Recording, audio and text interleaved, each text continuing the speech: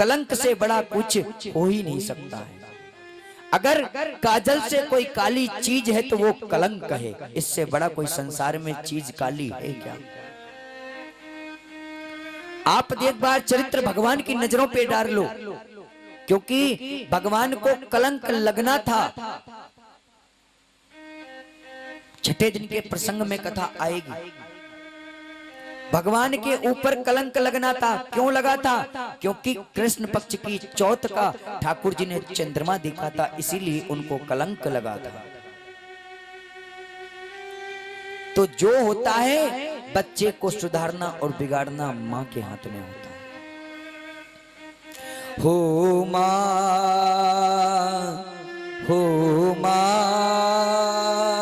तू कहां, तेरे जीवन में खुशियां तमाम आएंगी। आज तिथि भी अष्टमी है और ये अष्टमी तिथि माता गौरा की ही होती है। और इधर भागवत में प्रसंग चल रहा है, ध्रुव जी महाराज का माँ और बेटे का संवाद चल रहा है। जब बेटा अपनी माँ के साथ बिछड़ जाता है तो कैसा उसे दर्द होता है, लेकिन जब एक माँ एक बेटे के साथ छोड़ती है तो माँ कैसे बिलखती है। अगर माँ के लिए हमारी सेवा माँ जीवन भर करती है, हम कितना भी गलत कर दे फिर भी माँ मुझे क्षमा कर देती है। लेकिन माँ से अगर एक बार गलती हो जाए तो बहू की बात सुन करके बेटा कभी क्षमा नहीं करता है। इसीलिए कहा गया है माँ को कभी, माता पिता को कभी दुख और दर्द नहीं देना चाहिए। क्योंकि जब बच्चे को जन्म देती है 9 महीने गर्भ में रखती है और फिर बच्चे को जन्म देती है, खुद बच्चे को सूखे में सुलाती है और खुद माँ गीले में सोती है। लेकिन जब बच्चा बड़ा हो जाता है, समय के अनुसार कमाने लगता है, तब माँ से ही बच्चा कहता है, बेटा कहता है कि माँ तुम्हारा उपकार मुझ पर क्या है, बताओ मैं उस उपकार को चुका दूंगा। तब माँ कहती है कि बेटा तुम पूरे जीवन भर मेरा उपकार नहीं चुका सकते हो। फिर भी बेटा कहता है माँ मैं तुम्हारा उपकार चुका दूंगा। आज एक बेटा जब बड़ा होता है तो अपने माता पिता को वृद्ध आश्रम में छोड़ आता है। अब वृद्ध आश्रम में तो जैसे जेल होती है ऐसे वृद्ध आश्रम होता है। लोग दिखावा बहुत करते हैं कि मैं ये करता हूँ वो करता हूँ, लेकिन सारी व्यवस्थाएं भंग होती हैं। आप कहीं भी जाके देख लो, वहां भी उन्हें सुख नहीं मिलता है। चाहे आप वृंदावन के वृद्ध आश्रम में छोड़ दो, चाहे आप जयपुर के वृद्ध आश्रम में छोड़ दो, चाहे आप उदयपुर के वृद्ध आश्रम में छोड़ दो, लेकिन सेवा कहीं नहीं होती जो सेवा अपने माता पिता की अपने घर में होती है। वहां पर हजारों माँ हैं और जो करने वाले हैं वो 10 लोग हैं। तो बताओ हजारों की सेवा 10 कैसे कर सकते? अरे आप अपने घर में उनको रखते हो, अगर उनको 2 वक्त में एक वक्त अगर सेवा कर लेते हो तो उससे वो प्रसन्न होती। क्यों? क्योंकि माता पिता की सेवा, उनको ऐसा अपने अंदर भाव प्रकट होता है कि मेरा पुत्र ही मेरी सेवा कर रहा है। बेशक गरीब है, कुछ नहीं है, फिर भी ख्याल तो मेरा रखता है। लेकिन ये सोचो कि आप 10,000 की गड्डी जाकर के वृद्ध आश्रम में जमा कर दो, सोचो कि माँ की सेवा हो रही, तो नहीं हो रही। वहां भी पैसे तुम्हारे जमा हो गए। आजकल टीवी पे चलता है कि एक की सेवा इतनी होती है, एक की सेवा इतनी होती है। कुछ नहीं होता है, एक बार जा करके देखो। लेकिन बस इतना होता है, वहां पर रहना सहना और खाने पीने की व्यवस्था तो सबकी अच्छी नहीं होती है। जो माता आपके घर में खा लेगी वो वहां पर खा लेगी। अगर आपका मन अभी भजन करने का हो तो आप वहां पर भजन कर सकते हो। अगर मन आपका अभी कुछ अच्छा खाने का है तो आप क्या वहां खा पाओगे? वहां तो जो सबके लिए बनना है वही तुम्हारे लिए बनेगा, चाहे आप 10,000 दे दो चाहे 10 लाख दे दो।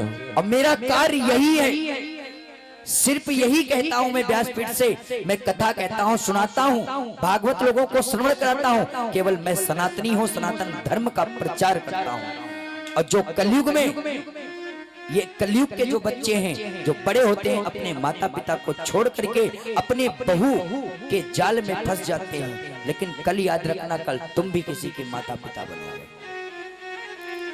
आप जब बेटा माँ से कहता है कि मैं तुम्हारा कर्जा चुका दूंगा, तब माँ कहती है कि बेटा तुम जीवन में मेरा कर्जा नहीं चुका सकती हो। कैसे?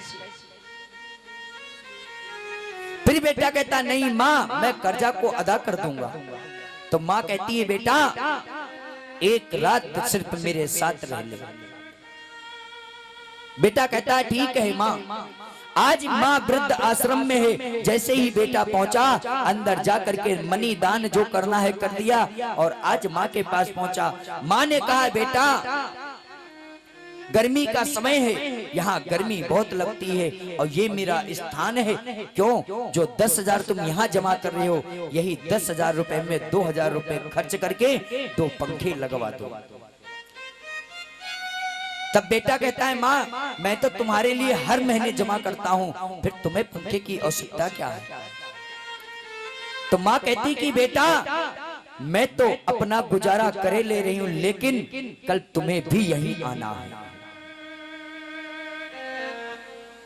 बेटे की आंखों में आंसू आ जाते हैं और कहता है माँ आपने मुझसे कहा था कि एक रात वृद्ध आश्रम में सिर्फ मेरे साथ रहना, मैं इसी वजह से और आया हूं।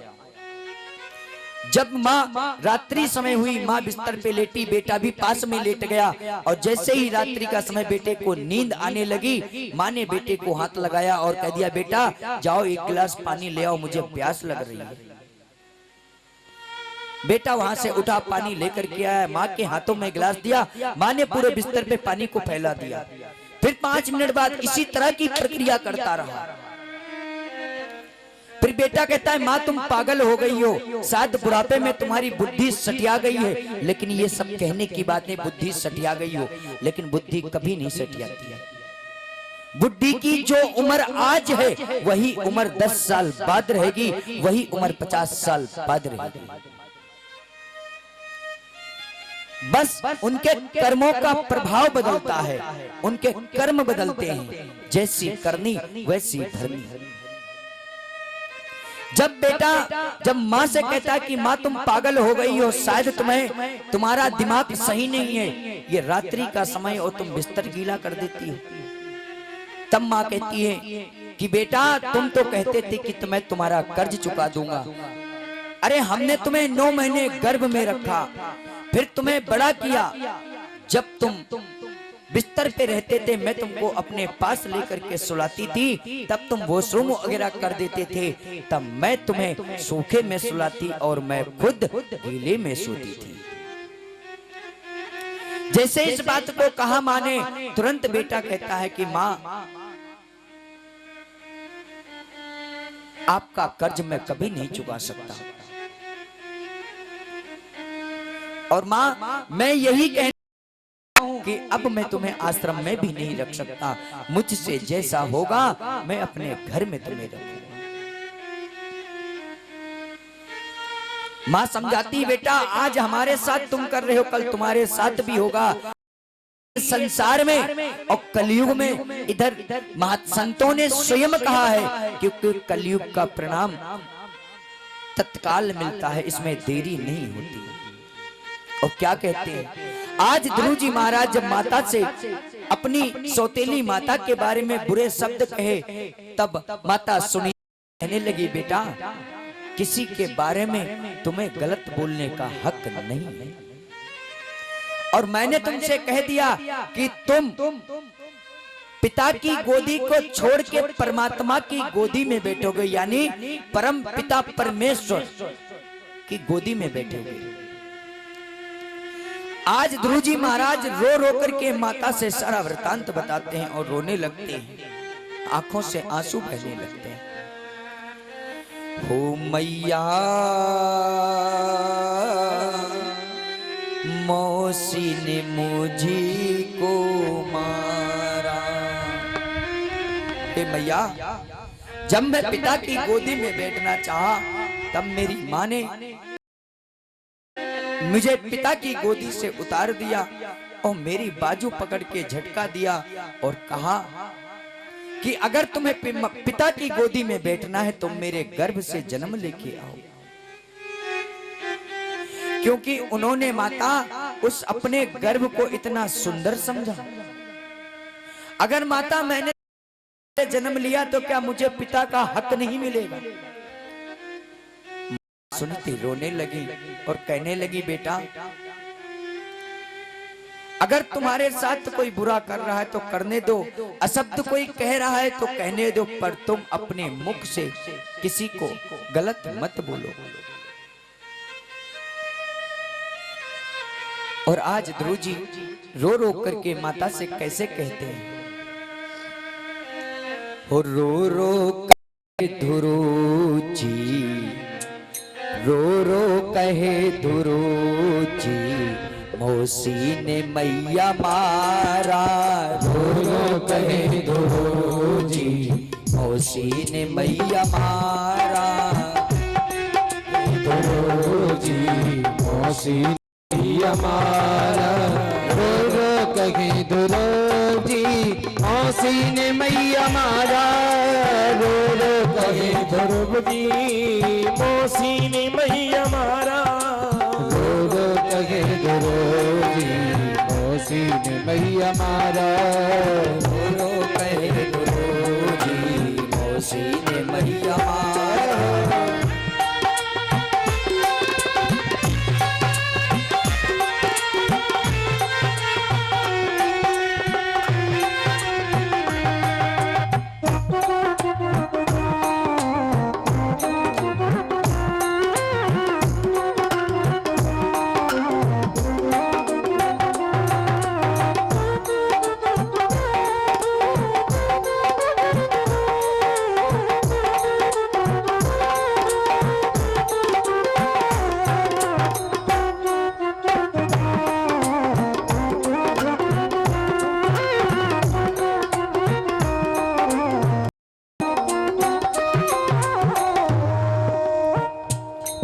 इधर जब मैया से ध्रुव जी महाराज रो रो के बता रहे तो इधर माता सुनीति के पास एक संत जी का आगमन हुआ था।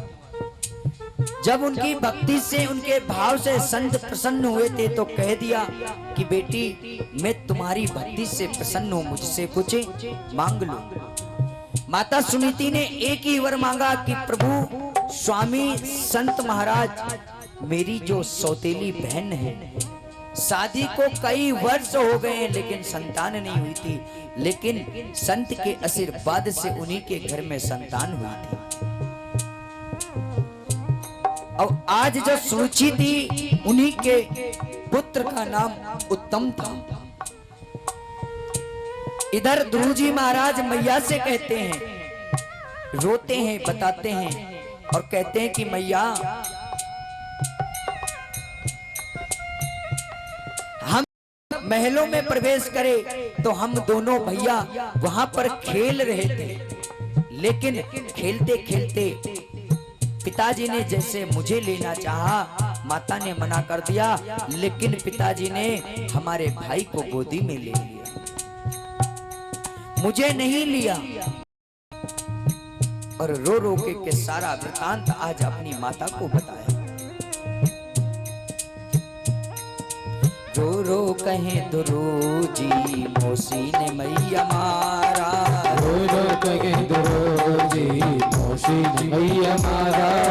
रो रो कहे ध्रुव जी, मौसी ने मैया मारा। रो रो कहे ध्रुव जी, मौसी ने मैया मारा। हम खेल रहे दोनों थे भैया। अब ध्रुव जी कहते हैं मैया हम खेल रहे दोनों थे भैया, खेल रहे दोनों थे भैया, खेल रहे दोनों मैं भैया, खेल रहे दोनों हम भैया। बैठी थी वह छोटी मैया, बैठी थी वह छोटी मैया, खेल रहे दोनों थे थे भैया, खेल रहे दोनों थे भैया। बैठी थी वह छोटी मैया, बैठी थी वह छोटी मैया। पिता की गोदी में बैठा, पिता की गोदी में बैठा। मैया ने हाथ पकड़ को उतारा, मैया ने हाथ पकड़ के उतारा, मैया ने हाथ पकड़ के उतारा। अब सारी बात कह दी ध्रुव जी ने कि मैया हम दोनों भैया खेल रहे थे और वहां पर छोटी मैया बैठी थी, और जैसे हम पिता की गोदी में चढ़ाए वैसे ही मैया ने मेरा हाथ पकड़ के नीचे को कर दिया। हम खेल रहे दोनों भैया, खेल लगे दोनों भैया। बैठी थी वहाँ छोटी मैया, बैठी थी वहाँ छोटी मैया। पिता की गोदी में लिया, कान गोदी में लिया। बैठी थी वहाँ मौसी मेरी, बैठी थी माँ मौसी ने। रो रो कहे ध्रुव जी, रो रो कहे ध्रुव जी, मौसी ने मैया मारा। रो रो कहे ध्रुव जी, मौसी ने मैया मारा। रो रो कहे ध्रुव जी, मौसी ने मैया मारा। रो रो कहे ध्रुव जी, मौसी ने मैया मारा। अब मैया कहती है कि बेटा उन्होंने तुम्हें मारा है, कोई बात नहीं, उनका मारना तुम्हारे लिए आशीर्वाद है, और मैं तुम्हें अपना आशीर्वाद देती हूँ कि तुम संसार में, पूरे संसार में तुम्हारा नाम होगा और भगवान के साथ तुम्हारा नाम जुड़ जाएगा। यानी परम पिता की गोदी तुम्हें प्राप्त होगी, और जब तुम्हें परम पिता की गोदी प्राप्त हो जाएगी तो संसार तुम्हें स्वयं पूजेगा। आज माता ने समझाया और कह दिया कि बेटा चिंता मत करो, चिंता शरीर को जलाती है और चिंतन परमात्मा से मिलाता है। तो पुत्र चिंता को हटाओ और चिंतन को बढ़ाओ, और जब तुम चिंतन को बढ़ा लोगे तो परमात्मा तुम्हें स्वयं मिल जाएगा। जैसे ही मैया से सारा वृतांत बताते हैं, आज ध्रुव जी महाराज के सर पे माता हाथ फिराती है और ध्रुव जी महाराज मैया को प्रणाम करते हैं और सीधे वन की ओर चले गए। जब वन में गए तो वन में क्या हुआ, 5 वर्ष का बालक आज भगवान की शरण पाने के लिए सीधे वन की ओर चले गए। और ध्रुव जी के मन में, दिमाग में, मन में एक ही बात बसी है। कहते हैं कि संसार में कुछ की वाणी ऐसी होती है, अगर कोई बात हृदय में उतर जाती तो कभी दिल से नहीं निकलती। आज ध्रुव जी के हृदय में वही बात बस गई कि मौसी ने मुझे, यानी छोटी मैया ने मुझे पिता की गोदी से उतार दिया, मुझे मारा। मैं भी भगवान की भक्ति अटूट करूंगा और मैं परम पिता की गोदी में बैठ करके पूरे संसार में अपने नाम का डंका बजवा दूंगा। अब ध्रुव जी महाराज वन में पहुंचे। वन में 5 वर्ष का बालक गया।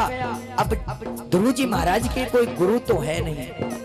ध्रुव जी वन वन भटके घूम रहे, लेकिन कोई सहारा नहीं मिला। और ठाकुर जी ने स्वयं कहा हुआ है, जिसका कोई नहीं उसका मैं सहारा बनता। आज ध्रुव जी महाराज उसी वन में थे। अब जैसे ही वन में बैठे थे, अब नारद जी ने देखा। नारद जी अपने प्रत्येक रूप से देखते हुए देखा, ये 5 वर्ष का बालक इस वन में क्या कर रहा। नारद जी जैसे पहुंचे हो, कहा बेटा। ध्रुव जी ने संत को देखा और तुरंत ही नहीं पूछा आप कौन है, कहां से हो, तुरंत उनके चरणों को पकड़ लिया और प्रणाम कर लिया।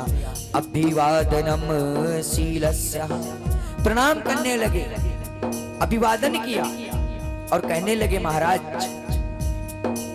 कि बालक बड़ा छोटा है और विचित्र है, पहली परीक्षा में ये पास है।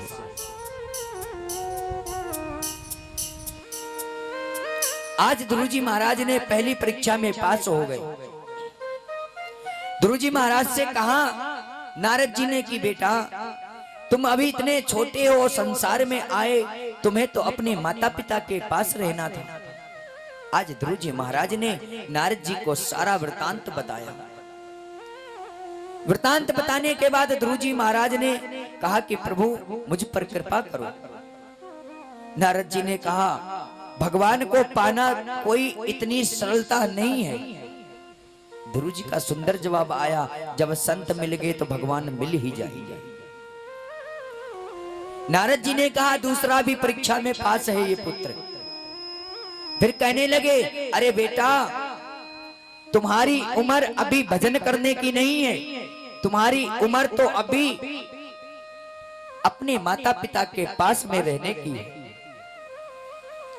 आज ध्रुव जी महाराज कहने लगे कि प्रभु मुझे कुछ नहीं चाहिए, मुझे तो केवल परमात्मा की भक्ति चाहिए। और कहते हैं नारद जी ने कहा कि बेटा भक्ति पाने के लिए शक्ति होनी चाहिए और तुम इस वन में घूम रहे हो, अगर कोई शेर चीता निकल आया तो तुम्हें अपना मुख का निवाला बना लेगा। नारद जी ने जैसे कहा ध्रुव जी महाराज कहने लगे मुझे इस चीज की कोई परवाह नहीं है। जा पर कृपा राम की होई, ता पर कृपा करे सब कोई। फिर नारद जी ने कहा कि पुत्र जब भूख लगेगी तो क्या करोगे? जब दांत नहीं तब दूध दियो, जब दांत दिए तो कछु खावे को देगो। ये सच है, भगवान भूखा उठाता तो जरूर है लेकिन सुलाता किसी को नहीं, चाहे मनुष्य हो चाहे कोई जंतु हो या कोई जीव हो। आज ध्रुव जी महाराज ने नारद जी से कहा, जैसे बोला कि प्रभु भगवान जब मुझे दांत नहीं थे तब मैंने अपनी माँ के आंचल का सहारा लिया, अब जब दांत हैं तब प्रभु मेरे खाने की भी व्यवस्था करेगा। नारद जी कहने लगे ये तो हर परीक्षा में पास हो गया, अब भगवान की भक्ति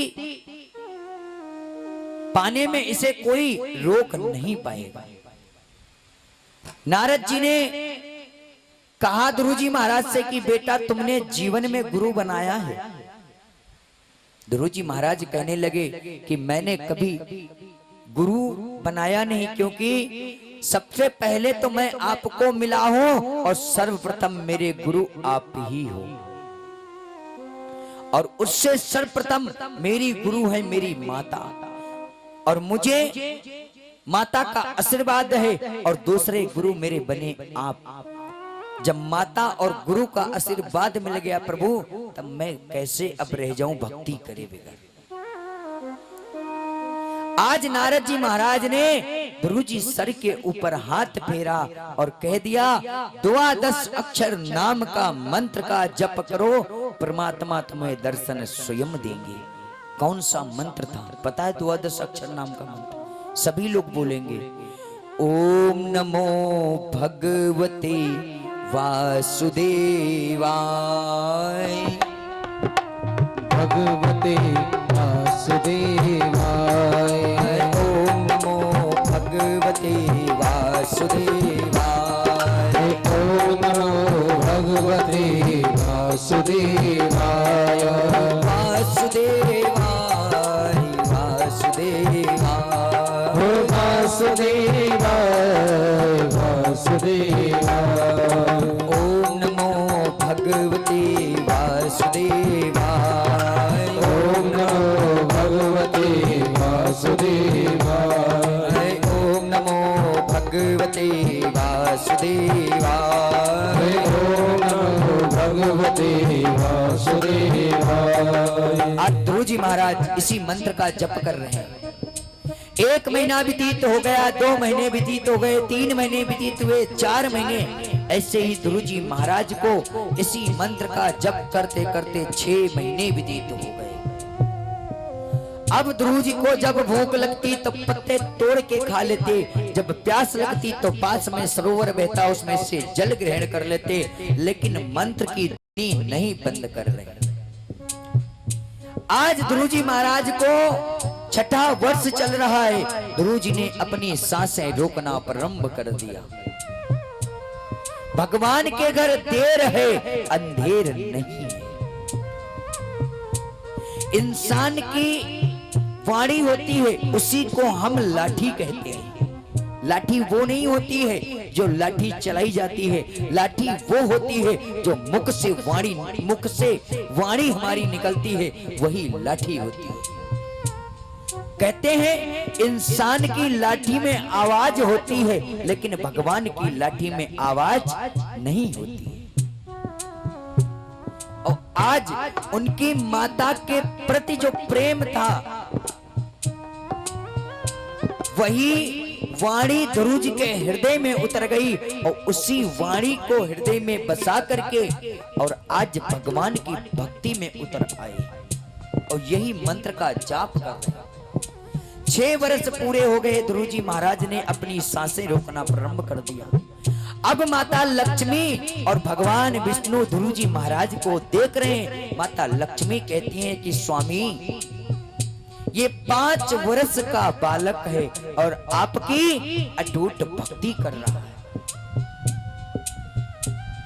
प्रभु कहते हैं ठाकुर जी कि देवी, आप ये मानो कि संसार में मेरे भक्त हर प्रकार के पड़े हैं और मेरी जो भक्ति करता है मैं उसको बहुत सरल रूप से प्राप्त हो जाता हूं। और ये तो पुत्र की परीक्षा है और मैं इसको दर्शन जरूर दूंगा और इसको पूरे विश्व में, पूरे संसार में अपने नाम से नाम जोड़ दूंगा। और जब तक इस बालक की हमारे साथ कथा नहीं, तक हमारी भक्ति का फल कैसे पता चला। ध्रुव जी ने अपनी सांसें को रोकी। माता लक्ष्मी कहती है स्वामी, कितना प्यारा स्वरूप है। और अभी मैंने बोला था, एक माँ अपने पुत्र के दर्द को समझ सकती है और कोई नहीं समझ सकता है। ठाकुर जी परीक्षा ले रहे हैं, लेकिन माता लक्ष्मी कांपने लगा जब अटूट भक्ति देखी ध्रुव जी की और कहने लगी, स्वामी, ये पुत्र कितना मासूम है, कितना प्यारा है, अब मुझसे नहीं देखा जाता है और आप जाके दर्शन इसे दे दो। जैसे माता लक्ष्मी ने भगवान विष्णु से कहा, भगवान विष्णु कहने लगे, देवी, कुछ देर की बात और है, मैं समझ लो तैयार हूं दर्शन देने के लिए, लेकिन हमारे भक्त की भक्ति से जब तक संसार में हल्ला ना हो जाए तब तक मैं कैसे दर्शन दे दूं। आज ठाकुर जी ने जैसे इस बात को बोला और ध्रुव जी महाराज अपनी सांसों को रोकने लगे। जब ध्रुव जी महाराज की सांस रुकने लगी तो वैसे ही सारे देवी देवताओं की कंठ अवरुद्ध होने लगे, पशु पक्षी गिरने लगे, तड़प रहे हैं। माता लक्ष्मी देखने लगी, माता लक्ष्मी, यहां तक छोड़ो, माता लक्ष्मी की भी सांस रुकने लगी। जब माता लक्ष्मी की सांस रुकने लगी, तुरंत इधर स्वामी से कहती है, स्वामी, अब भक्ति अटूट हो गई और मगन में ध्रुव जी महाराज इसी मंत्र का जाप कर रहे हैं।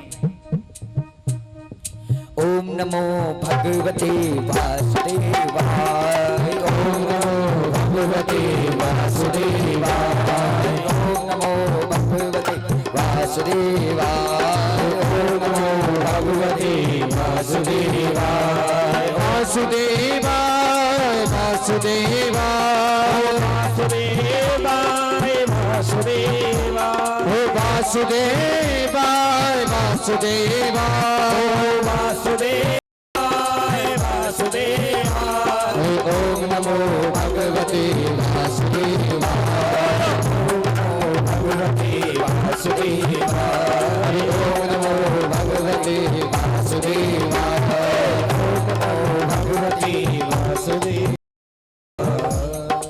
इसी मंत्र का जप चल रहा था और जैसे ही अपनी सांसों को रोका, तुरंत साक्षात उनके सामने हमारे ठाकुर जी प्रकट हो गए।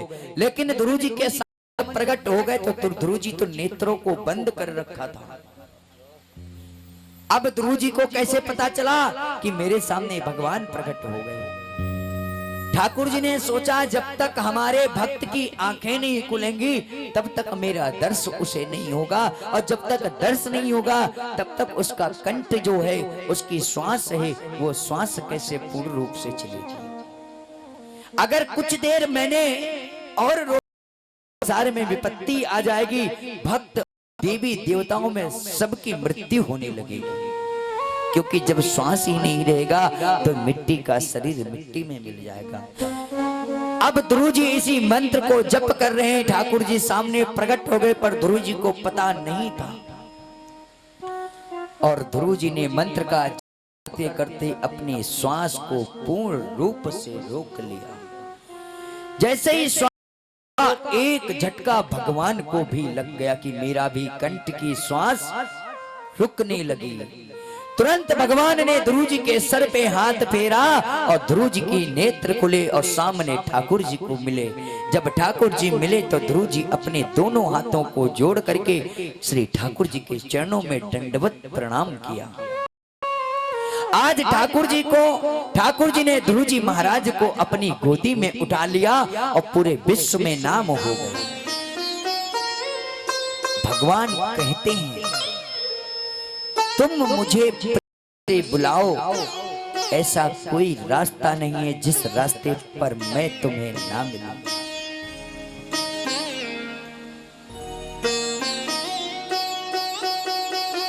भगवान भाव का भूखा होता है, तुम्हारे धन माया पैसा का कुछ नहीं चाहिए।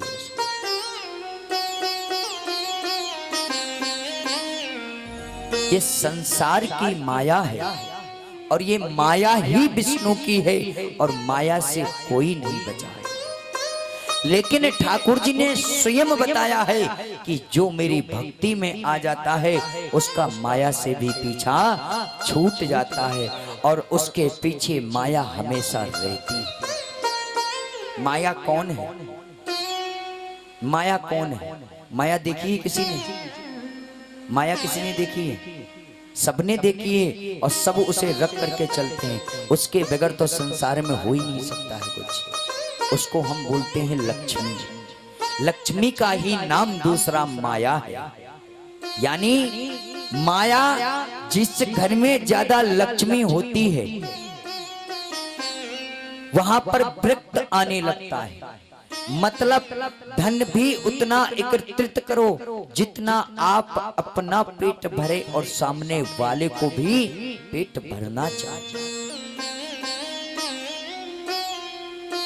लेकिन भगवान विष्णु जब ध्रुव जी के सामने प्रकट हुए थे,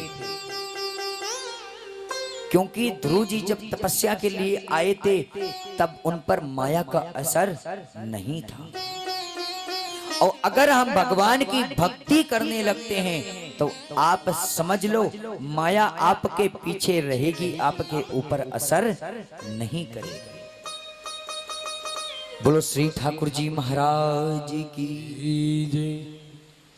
तो ये माया है, माया से कोई नहीं बचा है। आज ध्रुव जी महाराज ठाकुर जी की गोदी में बैठे।